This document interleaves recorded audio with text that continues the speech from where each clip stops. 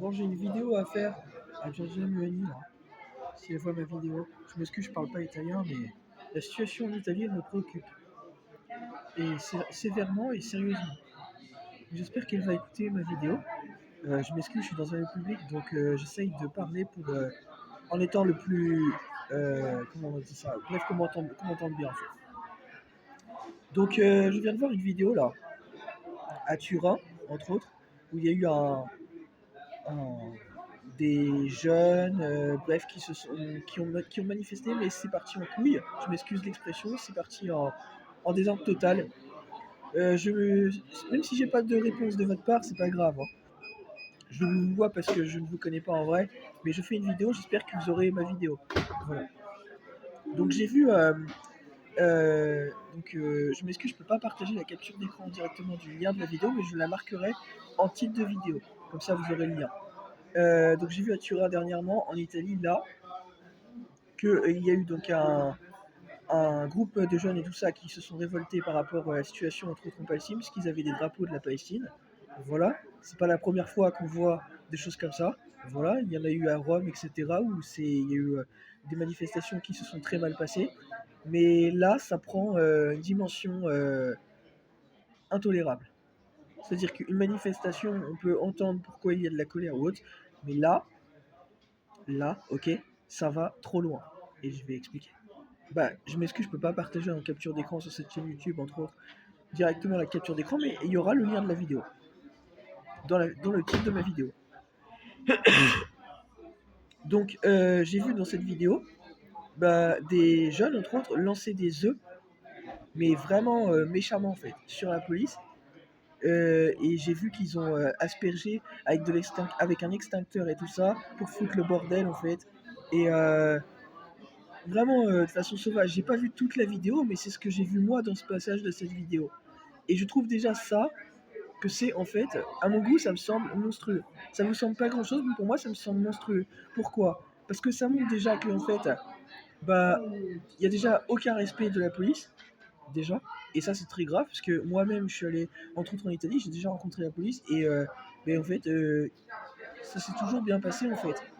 Donc, en fait, je peux comprendre la colère et tout ça, mais quand tu te comportes comme ça,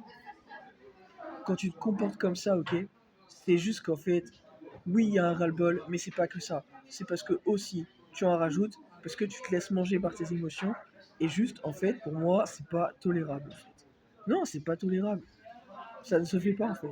T'as le droit de manifester ta colère, t'as le droit d'être en contradiction avec un avis, voilà, de certaines personnes ou autres.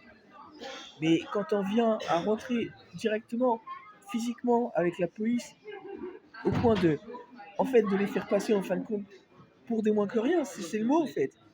Moi ça me révolte. Moi ça me révolte. Parce que déjà c'est dégradant pour l'image déjà de l'Italie, mais également dégradant pour l'image de la police. Et je pense que Giorgia Meloni, dans ce que je dis là, je pense qu'elle se retrouve. Parce que je pense qu'elle est pour la défense de sa police, donc moi ça me dérange. Voilà, ça me dérange de voir ce genre de choses. Les tensions qu'il y a par rapport à la Palestine, c'est un sujet compliqué, mais je trouve que il faudrait durcir le ton par rapport, en fait, à ce qui se passe par rapport en Palestine et tout ça, par rapport à l'Italie en fait. Parce que l'Italie, je pense que, en fait, elle est dans une position, à mon avis, de trop vouloir en faire pour ça. Et je pense que l'Italie, elle devrait euh, prendre un peu plus de recul. Et c'est peut-être pour ça aussi que la jeunesse, elle se sent un peu impactée par tout ça en fait. Elle sait pas trop comment faire. Et moi, j'invite Giorgia Meloni peut-être à se remettre en question sur la position qu'elle a peut-être par rapport à ce conflit. Peut-être qu'elle est peut-être trop dans l'idée de vouloir faire quelque chose. Peut-être que l'Italie devrait prendre un peu de recul par rapport à cette situation qui de base ne la regarde pas, puisque la Palestine c'est un endroit où en fait c'est hors d'Europe déjà, donc ce n'est pas en lien avec l'Italie en fait actuellement. Voilà, ça ne nous concerne pas en fait. Voilà. Nous, Européens actuellement, qui vivons dans l'Europe actuellement, ça ne nous concerne pas. Voilà. Et même si, imaginons, l'Italie sortait de l'Europe, après, ça actuellement, ce n'est pas encore un fait. Mais en tout cas, actuellement, on fait avec la réalité. Actuellement, ça ne nous concerne pas. Voilà. Donc je sais pas comment les choses vont évoluer, mais moi je voulais en tout cas dire ce que je voulais dire là. Pour moi ça me semble grave.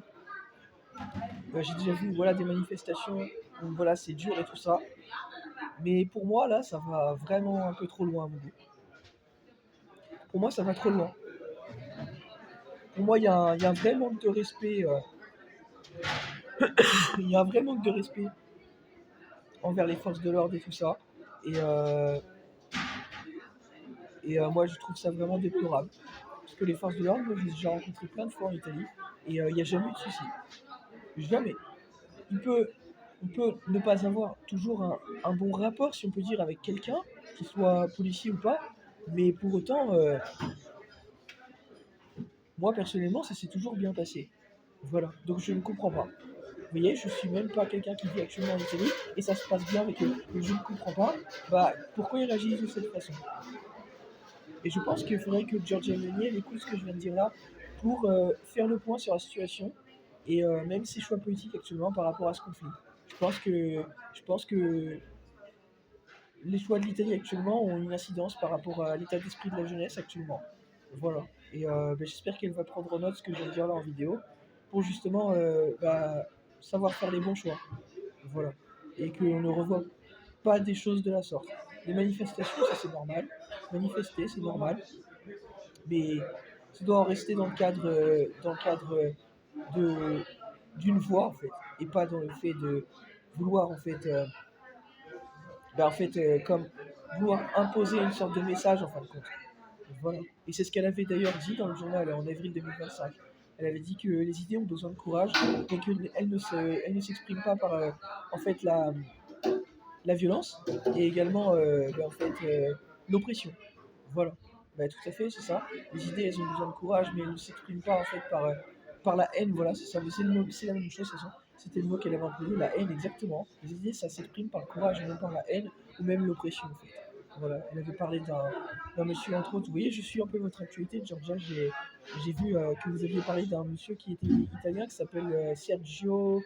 Je ne sais plus son nom de famille, Sergio, mais je ne me souviens plus de son nom de famille. Quelqu'un connu en Italie, il est décédé il y a 50 ans, et vous l'aviez dit dans le journal. Et juste en tout cas, j'avais lu cet article. Et voilà.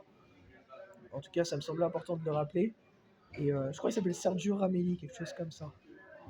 Bref, en tout cas, voilà, c'était pour rappeler ce que je voulais, moi en tout cas, passer comme message. Et voilà, si c'est pris en compte et que ça aide du coup sur la situation actuelle en Italie, écoutez, c'est tant mieux. Et j'espère que vous allez faire un bon choix, madame, parce que quand on voit ça, c'est pas réjouissant du tout.